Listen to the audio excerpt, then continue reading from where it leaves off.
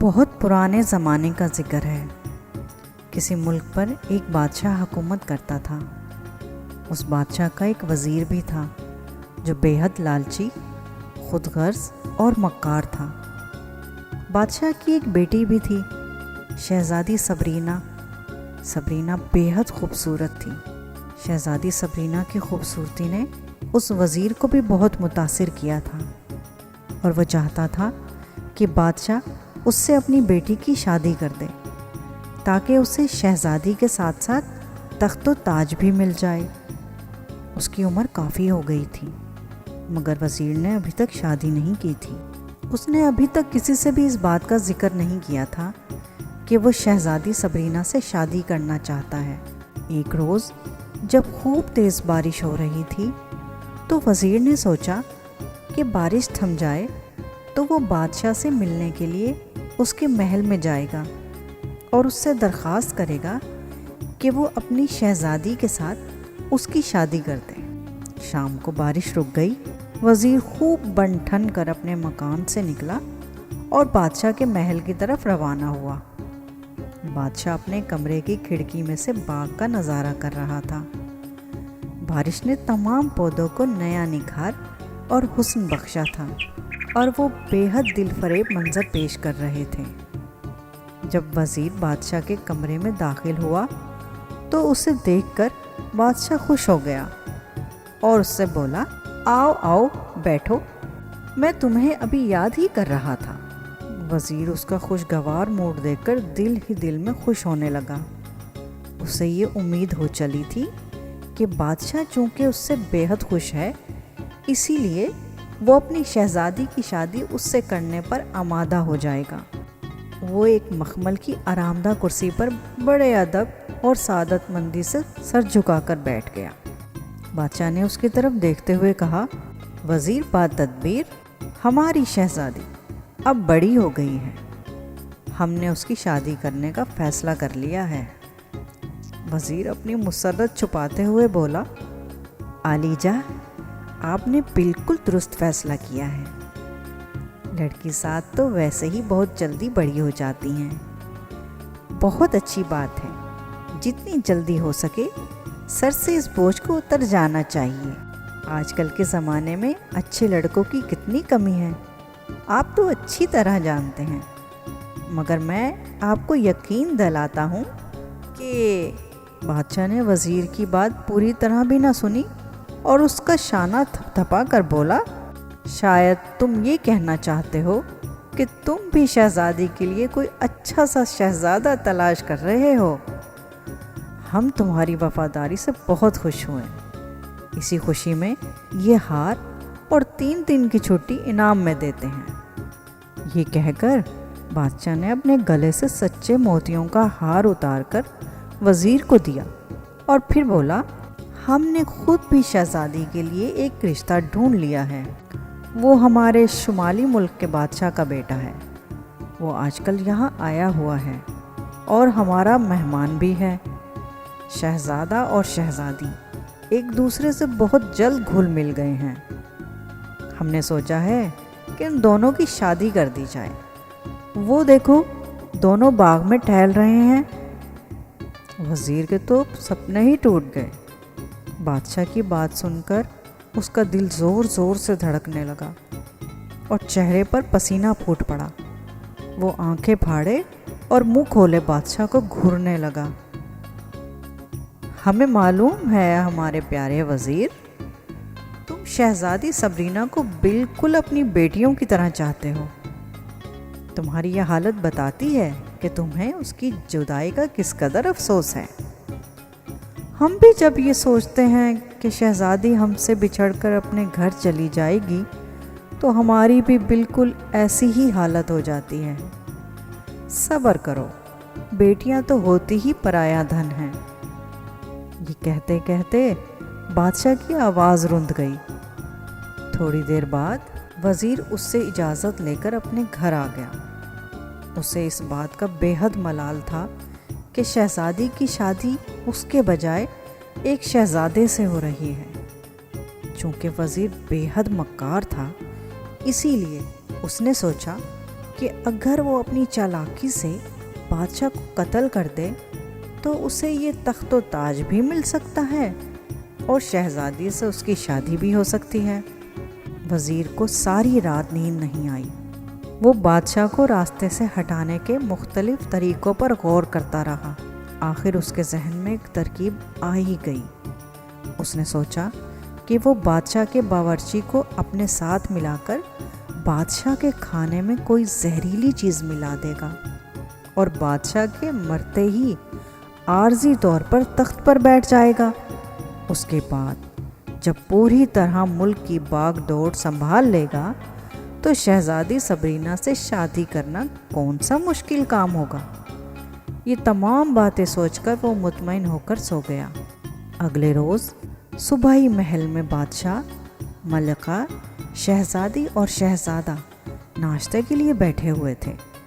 بادشاہ کے چہرے پر فکر مندی اور پریشانی کے آثار تھے۔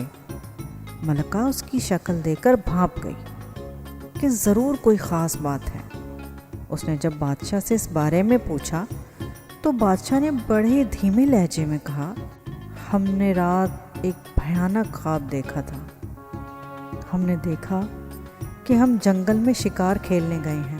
وہاں ہمیں تھکن سی محسوس ہوئی تو ہم ایک درخت کے نیچے سستانے کے لیے بیٹھ گئے۔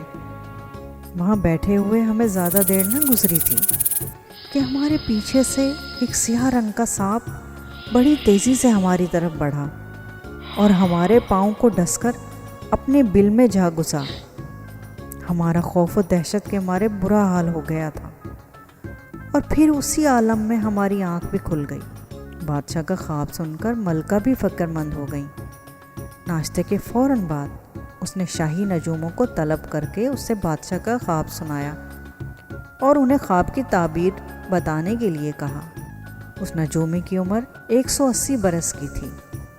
اس کے سر اور داڑھی کے بال روئی کے گالوں کی طرح ملائم اور برف کی طرح سفید تھے۔ اس نے بڑے غور سے بادشاہ کا خواب سنا اور پھر اپنے ساتھ لائی ہوئی موٹی موٹی کتابوں کی ورق گردانی کرنے کے بعد وہ کچھ حساب کتاب کرنے لگا۔ بادشاہ اور سبھی لوگ بوڑھے نجومی کو دم سادھے دیکھ رہے تھے۔ تھوڑی دیر بعد نجومی نے حساب لگانے کے بعد ملکہ کو کہا، ملکہ صاحبہ، خدا بادشاہ سلامت کی عمر دراز کرے۔ ان کا ایک دشمن پیدا ہو گیا ہے۔ وہ موذی ہر قیمت پر جہاں پناہ کی جان لینا چاہتا ہے۔ بادشاہ سلامت نے جو سانپ دیکھا تھا وہ اسی دشمن کی طرف اشارہ ہے۔ میں اپنے علم سے صرف اتنا ہی پتہ چلا سکا ہوں۔ ہاں، اس دشمن کا نام نہیں بتا سکتا۔ پھر بھی میں اتنا ضرور کہوں گا کہ اگر اس دشمن کو نہ پکڑا گیا تو وہ اپنی عیاری اور مکاری سے عالی مرتبہ بادشاہ سلامت کو ضرور نقصان پہنچا دے گا۔ نجومی کی بات سن کر ملکہ کے ہوش اڑ گئے۔ بادشاہ بھی بے حد غمزدہ ہو گیا اور شہزادے کی آنکھوں سے ٹپ ٹپ آنسو گرنے لگے۔ شہزادے نے جب شہزادی کو روتے دیکھا تو بے چین ہو گیا۔ اس نے بڑے پرعزم لہجے میں کہا، پیاری شہزادی، تم رنجیدہ مت ہو۔ میں جب تک زندہ ہوں انشاءاللہ بادشاہ سلامت کو کوئی بھی شخص نقصان نہیں پہنچا سکتا۔ میں تم سے وعدہ کرتا ہوں کہ تمہارے پیارے ابا حضور کے دشمن کو بہت جلد ان کی خدمت میں پیش کر دوں گا۔ شہزادے کی بات سن کر شہزادی کے لبوں پر مسکراہٹ آ گئی۔ بادشاہ اور ملکہ نے بھی اطمینان کا سانس لیا۔ بادشاہ وہاں سے اٹھ کر دربار میں چلا گیا کیونکہ دربار کا وقت ہو گیا تھا۔ ملکہ اپنے دوسرے کاموں میں مصروف ہو گئیں اور شہزادی صبرینہ کی چند سہیلیاں آ گئی تھیں۔ وہ ان کے ساتھ باتوں میں لگ گئی۔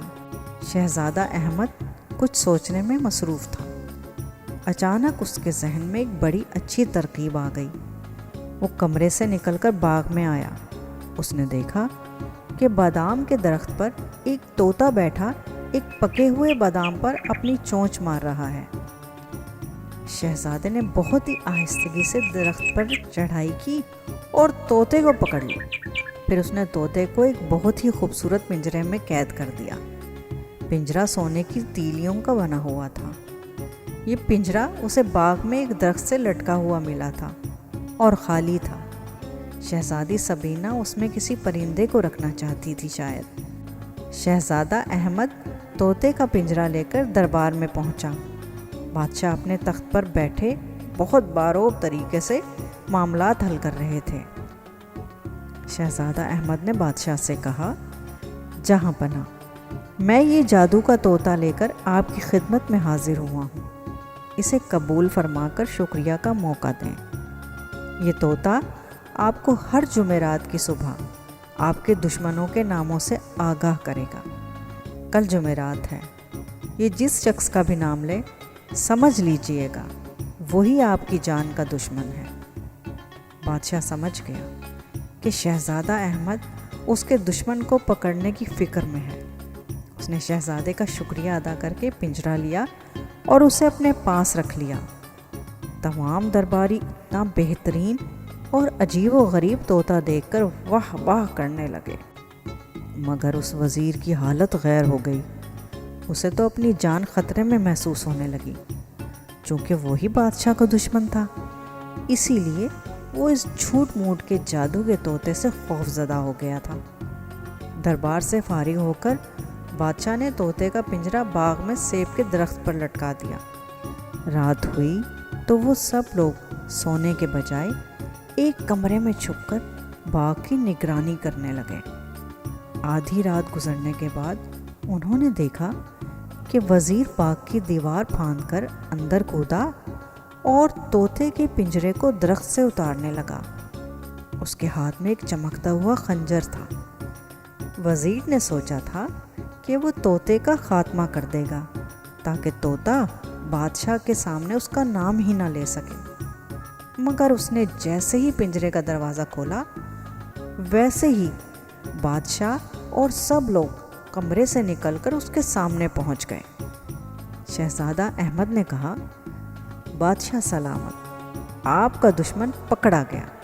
یہی وہ شخص تھا جو آپ کو موت کی گھاٹ اتارنے کے منصوبے بنا رہا تھا۔ بادشاہ کی آنکھیں غصے سے انگارہ ہو گئیں، وزیر کی گھگی بند گئی، وہ خوف کے مارے تھر تھر کانپ رہا تھا۔ بادشاہ نے اسی وقت چند سپاہیوں کو بلوا کر وزیر کو گرفتار کروا دیا۔ وزیر نے اپنا جرم مان لیا تھا اور اس جرم کی وجہ سے اس کی ساری دولت ضبط کر کے اسے ملک بدر کر دیا گیا۔ ملکہ اور بادشاہ شہزادہ احمد کی ذہانت سے بہت خوش ہوئے۔